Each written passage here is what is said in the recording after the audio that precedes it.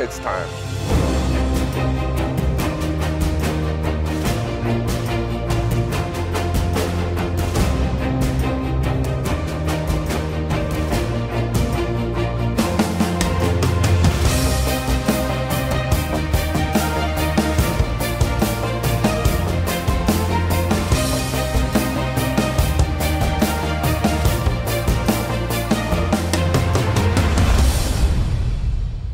This is the CSL This Week. Welcome, everybody. I'm Alex Bastiavansky, bringing you all the action from the Canadian Soccer League. Joined in the studio today by CSL insider Phil Iannotti, who was just here last week as well. Welcome back, buddy. Thanks. Good to be here. Good. We're going to do a review of all the teams today and what went down this season. Let's get right to it. The standings, you're taking a look at them right now. Top to bottom, York Region on top. What more can be said, Phil, about this team this year? Undefeated. Plus playoff champions over Toronto, Croatia. First undefeated team in the CSL since 2003. Pretty big accomplishment. Yeah, remarkable season for the York Region shooters. From beginning to end, they came in prepared, focused. You saw from the beginning of the season of commitment to defense, commitment to playing as a team, and that showed right through the season. And at the end of the day, when you work as a team and you can have that commitment to the coach's vision of how to systematically and philosophy, how to all engage into one direction. They were unified. You can tell they were unified, and that's what it takes to make a champion. Total team effort all the way from top to bottom. And you know what was really interesting too was no scorers within the top 10. And we know how many great scorers they have, but it was like scoring by committee this year, balanced scoring, which is what you have to have, isn't it? Of course. And you know what? Everyone stepped up. It wasn't, every angle goals came from. Guys coming off the bench and scoring goals, guys throughout the season committed to just being part of the team, not focus on a trophy in the sense of individual. It was, hey, let's work together as a unit, and individual awards will come. If you work together and have that mind frame, success will come. And you know what? They end up getting it done this past year. Defensively, they allowed just 15 goals in 18 games. We've always joked in the past about how stingy this team was defensively, but it just went to a whole new level this year, didn't it? We talk about offense wins games, defense wins championships, and that's a championship team right there. They were able to be consistent from beginning to end. Have a goalie like Camilo Benzi. Three of them. Camilo Benzi, Amiltonis, and Adrian Ibanez. Like, what a trio. Yes. Any team would kill for that. You're talking about putting top three goalies, you in hockey together on one rink, all of a sudden that gives you stability that the next one after the other, no matter who's behind you playing, you have that confidence in them. And you know what? That's what they had. Okay, moving on to Toronto, Croatia. I mean, great season for Croatia. A second in the standings, of course, made it all the way to the final where they lost the York Region. But a slow start for them this year. Last year they didn't lose a game until July. This year it was a bit of a slow start, but you know what? Still a great season despite using New York in the final. That game could have gone anyway. You had a lot of transition, losing some players throughout the year. Having someone like Meltic who was there forever, being consistent of knowing where goals are coming from, set plays. He just creates something out of nothing.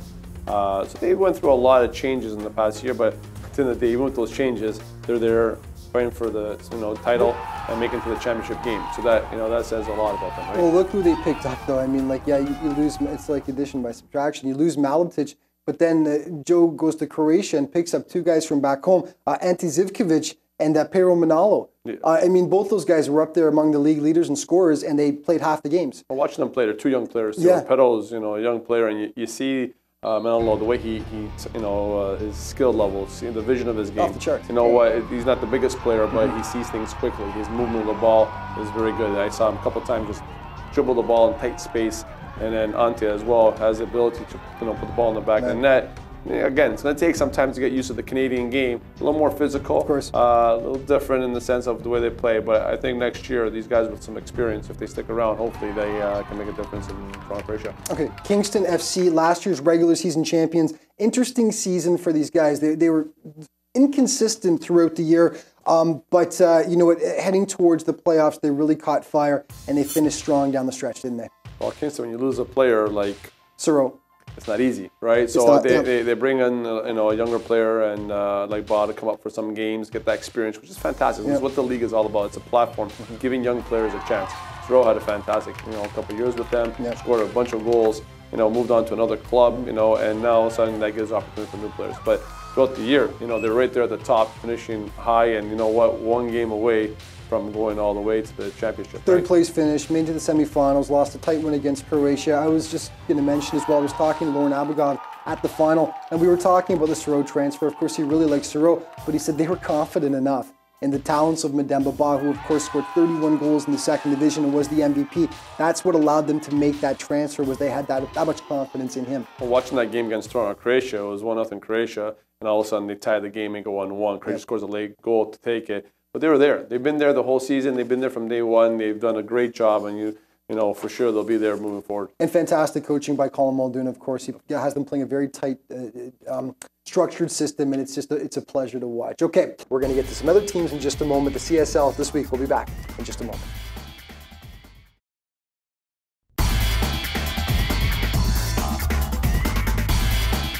Welcome back to our 2014 CSL season review, joined of course by our CSL insider, Phil Iannotti, here in the studio. Phil, we move on to the North York Astros. A real feel-good story this year, the Astros. They hadn't made the playoffs since 2008. This year, man, they just had it together. They finished 4th place in the standings. For a while, they were up there near second. Just, it all came together this year, didn't it? Well, they're a team of history. They've been around for a long time. The past, I don't know, 5-10 years, everyone's thinking, they're about bottom of the table all the time. Focusing on youth development. Yeah, they're focusing on giving young players a chance. And then all of a sudden, they brought in a new coaching staff at the beginning of the year, brought some new players, and made some changes during the year, and all of a sudden, they vaulted. All of a sudden, every game, they were getting more organized, more structured, start believing, and that made the key for them, because the young players, followed by the new coaching staff that came in, put a system in place. Defense first, focus on defense, everything else will follow. They were almost the Cinderella story this past year. Yeah. Make it all the way to the semifinals. That game against York Region could have gone either way. So yeah, one of the top teams, in the last couple of minutes, breakaway, that goes in. You got Astros hosting the finals. Yeah. But they turned around, lost the game, tough game, great experience. They should be very proud of themselves. Bruno Urula and North York Astros, great season for them. Set up well for next year. 2 players in the top 5 of league scoring, Jose Melo and Jose de Souza. Jose de Souza, I was actually kind of shocked that he didn't win Rookie of the Year, as a matter of fact, because it's his first year in the league. But what a 1-2 punch up front for those guys. And combination, it's really finding 2 players that feel comfortable with each other, working off each other. We saw in the past with other players that you saw, back in the day with Serbia, with Visanic, together with the young player Maracevic. Yep. Then you have as well, last season you had Grgic together with Maletic, and all of a sudden now here's your future. Yeah. Together with Melo and de Souza would be a heck of a combo going forward. It's getting that connection between 2 players, understanding your movement, where you're going with the ball, without the ball, and they were able to finish in top scoring between 2 guys. Bright future for these 2 players. Absolutely, just good season all around for the Astros, and they did a great job of hosting the final as well last weekend. Burlington finished 5th in the standings. They were inconsistent kind of throughout the season, but the main thing for them was they own just a second-year franchise. They qualified for the playoffs. Successful season altogether for them. You know what? At the beginning of the year, this team's not finishing in the top 4. For sure. They were playing some really good soccer. They had some young players playing well. A guy to play with the TFC, Nicholas Lindsay. Yeah. Picked up some other players. They were getting, again, their confidence. You could see that they were playing some good games, and you thought they were gonna, vault to the top and give a chance at the championship. They learned that it's a long season, and there's going to be some ups and downs, and they haven't had that experience yet of being in the league for a long time to know what it takes to finish a whole year at a strong level. And that bump in the road, put them back a little bit, but they finished up strong. They made the playoffs. Great success story for them. Something for them to look forward for next year. Yeah, and anytime you've got a guy like Lindsay, Nicholas Lindsay and Marian Luca, teamed up, they were the 2 top goal scorers for Burlington this year. Great combo. Lindsay's just instant offense, isn't he? A former TFC player. That kind of speed, everyone's always on their toes watching where he's going, what he's doing. So that speed could be dangerous. And again, experience playing at a high level. He brought that into the club, and he's done a great job. Hopefully next year he can be a leader of that franchise again. All right. Okay, we move on to the Serbian White Eagles. Tough to figure out this team for a little while there. It looked like they might be a powerhouse this year. I remember watching them back in June against Burlington. They beat Burlington 6-0. Now, Burlington were missing a couple of key guys, but this is when Serbia had just reacquired Milos Apanovic and Mirko Medic. But interesting season for Serbia anyway. They get knocked out in the quarterfinals against the Kingston FC. Yeah, something they're not used to. You always see the Serbian White Eagles always fighting for the top 4, right? So for them this time around was fighting for a playoff spot.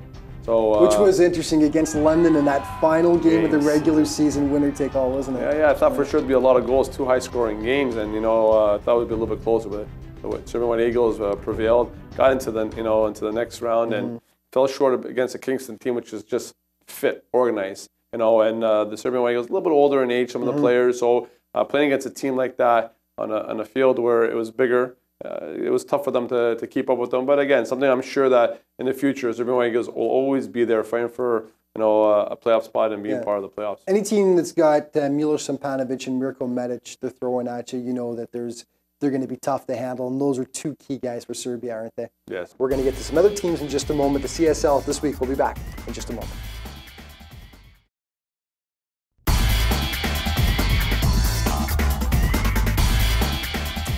Welcome back to the show. Joined in the studio by our CSL insider, Phil Iannotti. We continue to break down all the teams from 2014. Phil, we move on now to SC Waterloo. Last year's playoff champs. This year, you just never got the feeling they completely got it into gear. All throughout the season, I mean, there's so much veteran leadership on this team. There's so much talent. And they all said, don't worry, don't worry. When the chips are down, we're going to pick it up. We know what time to pick it up. And it never quite happened, did it? Well, you know what, they remind me a little bit of the 2003 Toronto Maple Leafs. Lindros and Sundin and, a lot of experienced players. Just took them a while to get the legs going.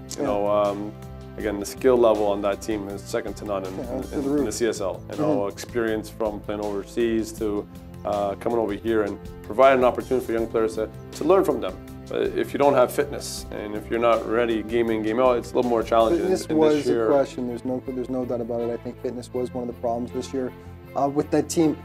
Knocked out in the quarters by Croatia. It was a tight game. It was a great game, as a matter of fact, but disappointing end to the season for them. You talk about the talent on that team. I've had players on 3 different teams, unsolicited, just bring up to me that, in their opinion, Waterloo should far and away be the best team in the league.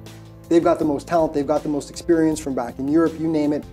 Fantastic team, but they just could not seem to put it together.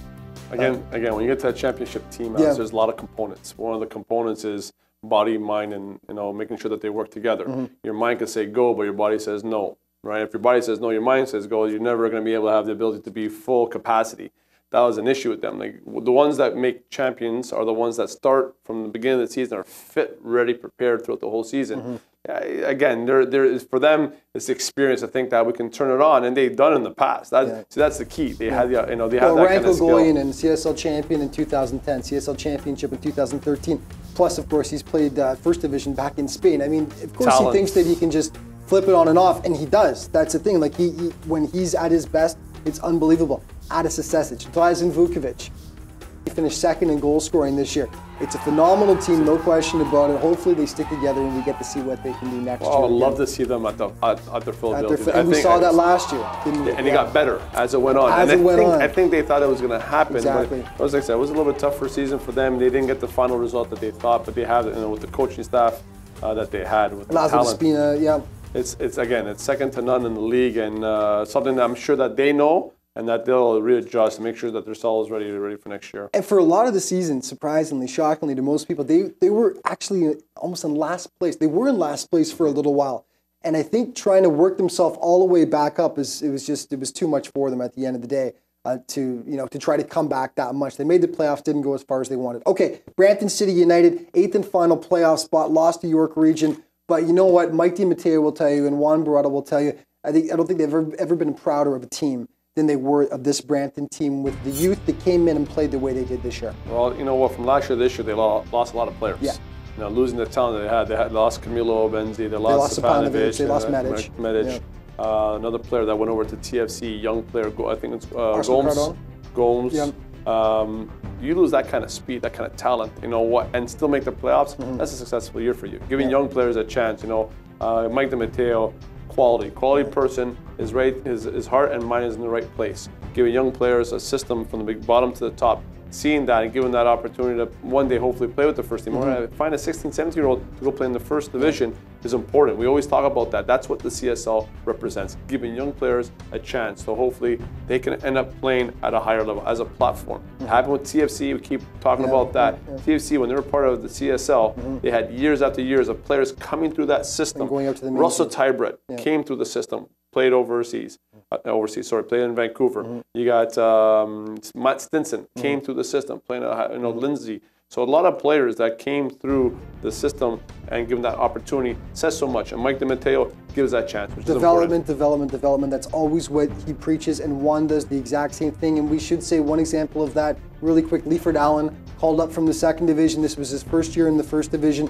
And the guy was one of the league leaders in goals before he went to the University of Windsor. And Mike even laughed and said, you know what? It stings to lose a guy like Leiford who goes on to university, but you know what? That's what it's all about, is advancing to the next level. Okay, let's do London City. Tough year, 9th in the standings for London. It all came down to the last game of the regular season, and of course they lost out to the Serbian White Eagles on a really tough game. They got a red card to Soro in the first half. They just didn't have it that night, but you know what? You can't let it all come down to that last night of the season, can you? You've got to be consistent throughout the year. Not with the talent that they had, Alex. Yeah. You know, they had goal scoring from two players. They make a huge acquisition and bring in Sergo over to their team. They have Grgic, who's one of the top goal scorers. MVP. How do you not in the playoffs at that point? You have to be. You have to be there. You know what? They put a lot of emphasis on being part of the CSL and focusing of. I know what it takes to be a champion, you know, and having guys like Grgic, you know, that must have been tough on him, you know, with putting that kind of work ethic and, you know, commitment to it and falling short. He came up against a Serbian team that was, you know, starting to get momentum, and, you know, Serbia was actually close to going far in the playoffs against Kingston. You know, they found a team that was tough to play against and, you know, tough on them. We should mention Marin Grgic, Golden Boot winner, league MVP, 21 goals in 18 games, incredible year for him. Okay, we move on to, unfortunately, the last place team, Niagara United. Started well this year, won their first 2 games, and then really tailed off. They only won 3 games the entire season. They finished in last place. But something they did this year, and they all talked about it, it was a bit of a mistake, was they brought in a lot of American players who ended up actually leaving in July, which decimated their roster and made it difficult for them to even field a first division team, which was obviously very unfortunate, and it showed in the standings. Yeah, and you know what? Anthony DiCenzo does a great job over there. The facility is fantastic. The events there, he does it in the perception of, hey, let's go out for the great, you know, community game, which he supports the community second to none. It is a great experience going to a Niagara game. Yeah. You know what? I watched their home opener against London. It looked great. They looked fantastic. You know, they brought in some players, like you mentioned. When you bring in university players, they leave in July, August. They go back to school. So it's very challenging maybe to put them in the second division team and bring them up. Your first division team, it should be more especially Canadian talent. Yeah. Bring out the Canadians. They start a little bit later. They go into September, and it has that hopefully that balance. But sorry, I was just going to say, with St. Catharines no longer having a CSL team, that whole area, it'd be great to see Niagara utilize all the talent in that area and make Niagara and St. Catharines make that the core of their team, wouldn't it? Roma has so much history. You have Carlos Arguito, who's been there forever, and he was now the assistant coach with Niagara. Lucianero, you know, talking about quality person, quality player. He has everything. So the amount of talent and relationships they have in there, there's no reason why they can't have a development system that gives the kids in that area, in the Niagara Peninsula, that opportunity to go play at a high level and focus on playing at Niagara United. It's a rich area. Let's hope they take advantage of it. Listen, thanks so much for being here. It was a fantastic season. The final game, when we both commented, was one of the best that we'd ever seen in the CSL. Phil, thanks for being here. Pleasure. And we'll do it again next year. All right, buddy. The CSL This Week will be back in just a moment.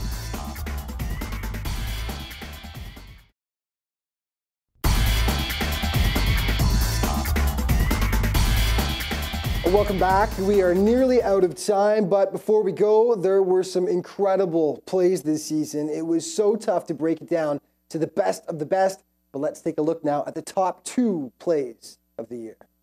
The goal of the year, courtesy Lucas Badger of Kingston FC, August 24th against Burlington from 25 yards out. Oh, a thing of beauty. Picture perfect. Badger just curling the ball up and over the outstretched arms of the keeper. Gorgeous goal, definitely worthy of our goal of the year. The save of the year brought to you by Emmanuel Amiltonis of the York Region Shooters on the biggest stage of all, the CSL Championship game against Toronto, Croatia off Pero Manalo. That is just dirty. what a beautiful save. The game in dying seconds of regulation at that point, that sent it into extra time. And York, of course, won on penalty kicks. Emmanuel Hamiltonis coming up big when the chips are down, our save of the year. And that's all the time we've got for this week, and this was actually our last show for the year. It's been so much fun bringing you all the best from the Canadian Soccer League every week. Thanks to everyone who worked on the show here, all the people you don't get to see who are behind the scenes for each episode, and thanks to you, the viewers, for tuning in. And during the off-season, remember, you can head to CanadianSoccerLeague.ca for all the latest league info, and now we'll leave you with some of the best plays and moments from the 2014 campaign. Thanks for watching, folks. I'm Alex Bastiavansky. I'll see you next year.